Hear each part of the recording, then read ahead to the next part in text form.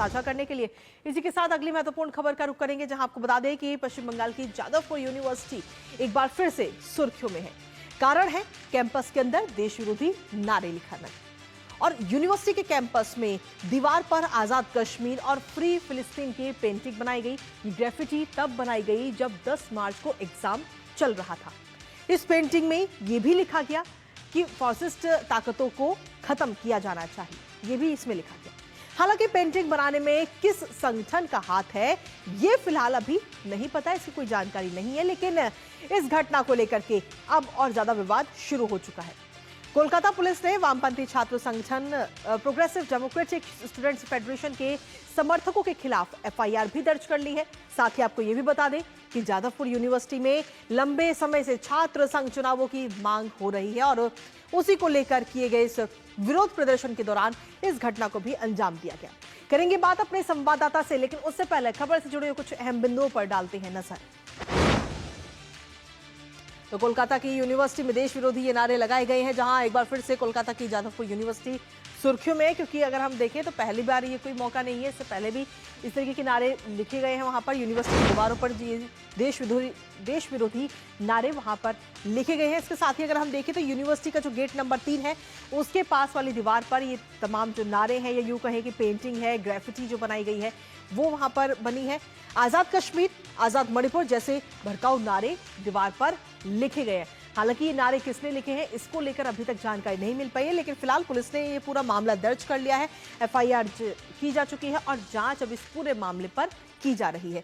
CCTV footage और अन्य सबूत के जरिए पुलिस लगातार जांच कर रही है। उन सबूतों को खंगाला जा रहा है कि आखिर किसने ये तमाम नारे लिखे हैं। और पुलिस सूत्रों की अगर हम बात करें तो पुलिस सूत्रों की तरफ से कहा जा रहा है कि अज्ञात आरोपियों के खिलाफ ये मामला दर्ज किया गया। हालांकि जांच अभी हो रही है। आईपीसी की धारा 61, 11 और 152 के तहत एफआईआर दर्ज की गई है।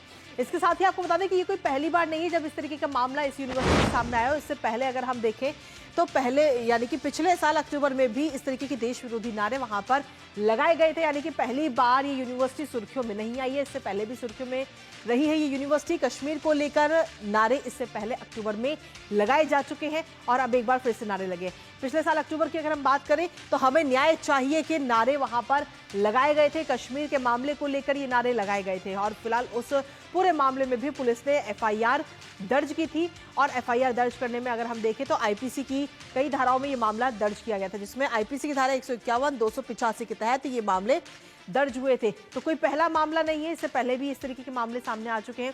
इसके साथ ही आपको बता दें कि 1 मार्च 2025 को भी यूनिवर्सिटी में इस तरीके की हिंसा सामने आई थी, जहां 1 मार्च 2025 को यूनिवर्सिटी में हिंसा हुई थी। जादवपुर यूनिवर्सिटी में छात्रों के बीच में मारपीट हुई थी और छात्रों ने बातचीत के लिए मंत्री का जो पूरा काफिला था वो रोक दिया था जब मंत्री वहां पर पहुंचे थे। इसके साथ ही अगर हम देखें तो अब एक बार फिर से ये यूनिवर्सिटी कहीं ना कहीं सुर्खियों में आ चुकी है। भीड़ और हंगामा देखकर मंत्री की तबीयत वहां पर बिगड़ गई थी। जब मंत्री वहां पर बातचीत करने के लिए छात्रों के साथ पहुंचे थे तो भीड़ ने वहां पर उनको रोक लिया था, लेकिन जिसके बाद में मंत्री की तबीयत बिगड़ी।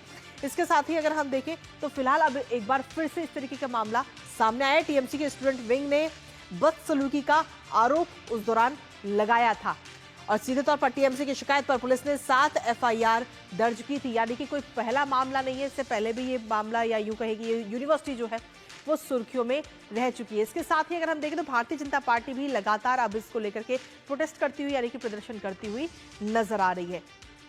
साथ ही आपको बता दें कि इस पूरे मामले को लेकर के भारतीय जनता पार्टी ने संस्थान में चल रही इस अराजकता के खिलाफ आवाज उठाने के लिए विरोध प्रदर्शन किया है, वो भी आपको दिखाते हैं। तो उस दौरान की ये तस्वीरें इस वक्त आपको दिखा रहे हैं जब ये पूरा मामला सामने आए। देश विरोधी नारे जब दीवारों पर लिखे गए जादवपुर यूनिवर्सिटी में, तो उसके बाद में भारतीय जनता पार्टी के जो लोग हैं, जो कार्यकर्ता है, वो इस तरीके की विरोध प्रदर्शन करते हुए नजर आए हैं। ये उस दौरान की तस्वीरें आपको दिखा रहे हैं। हमारे साथ हमारे सहयोगी प्रसन्नजीत बख्शी इस वक्त जुड़ रहे हैं। ताजा अपडेट के साथ सीधा उन्हीं का रुख करेंगे। प्रसन्नजीत, जिस तरीके से ये पूरा मामला सामने आया, हालांकि मैंने अपने दर्शकों को बताया ये भी कि ये कोई पहली बार नहीं है जब इस तरीके का मामला सामने आया। देश विरोधी नारे इस बार लिखे गए हैं, पिछली बार नारे लगाए गए थे। यानी कि कुल मिलाकर सुर्खियों में ये यूनिवर्सिटी लगातार बनी रहती है। हाँ, देखिए, ये अभी जिस तरह से देश की गृह मंत्रक की तरफ से नक्सलियों के खिलाफ एक जंग छेड़ा गया है कि अगले 2026 की मार्च तक, शायद मुझे जहां तक याद है, कि पूरे देश को ये माओइस्ट मुक्त करना, ये अमित शाह जी ने ऐलान किया है। और ये जादवपुर जैसे जगह है, जैसे आपने बताया, कुछ कुछ ये सारे जो है ना, ये अपने बिल में आके घुस गए हैं। ये जादवपुर उसका बचा हुआ एक बिल है। और ये मैं पिछले कई सालों से कह रहा हूं कि जब तक इसको जड़ से उखाड़ ना दे, तो जादवपुर जैसे जाने माने जो विश्वविद्यालय है, चाहे वो जेएनयू जैसे जाने माने विश्वविद्यालय है, वहां पे पढ़ाई लिखाई का और रिसर्च का सही काम नहीं हो सकता। ये जादवपुर आप मान लीजिए कि अपने आप को जेएनयू का छोटा भाई समझते हैं, छोटा बहन समझते हैं, और यहाँ पे लोग पनाह लेते हैं सिर्फ इसी काम को करने के लिए। ये सारे की सारे अर्बन नक्सल की यूनिट्स है, और यहाँ पे किसी ना किसी रिसर्च विंग में अपना नाम लिखाकर, या किसी खास तरह से ह्यूमैनिटीज डिपार्टमेंट में अपना नाम लिखाकर ये अर्बन नक्सल अपना काम करते रहते हैं।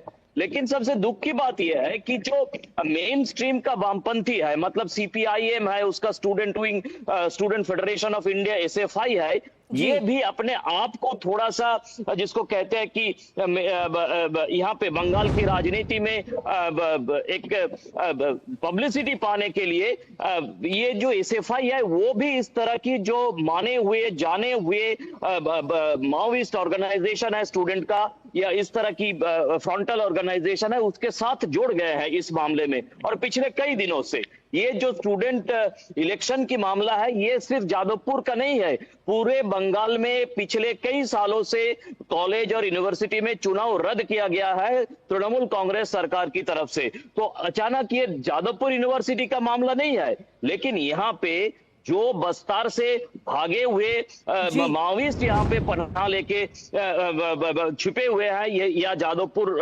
यूनिवर्सिटी का हॉस्टल में भी, ये सारे उनका कारतूत है। ये पता नहीं तृणमूल कांग्रेस की तरफ से या सरकार की तरफ से जो एफआईआर किया गया है उसके ऊपर ठीक ठाक कार्रवाई किया जाएगा कि नहीं, मुझे इस बारे में संदेह है। क्योंकि जब हम लालगढ़ कवर करते थे तो उस वक्त ये माओविस्ट के साथ तृणमूल कांग्रेस की काफी निकट संबंध हमने देखे थे। तो ये चारों तरफ से सब सारे के सारे अपना लोकल पॉलिटिक्स के कारण देश की जो खतरा है माओइस्ट, वो सारे जादवपुर में छिपे हुए हैं। जी चलिए, बहुत बहुत शुक्रिया प्रसन्न जी, तमाम जानकारी हमारे साथ साझा करने के लिए। हालांकि देखना होगा कि अब इस पूरे मामले में एफआईआर तो दर्ज की जा चुकी है, उसके बाद में आगे किस तरह की कार्रवाई होती है। फिलहाल बहुत बहुत शुक्रिया। और इसी के साथ न्यूज पंच में खबरों का सिलसिला लगातार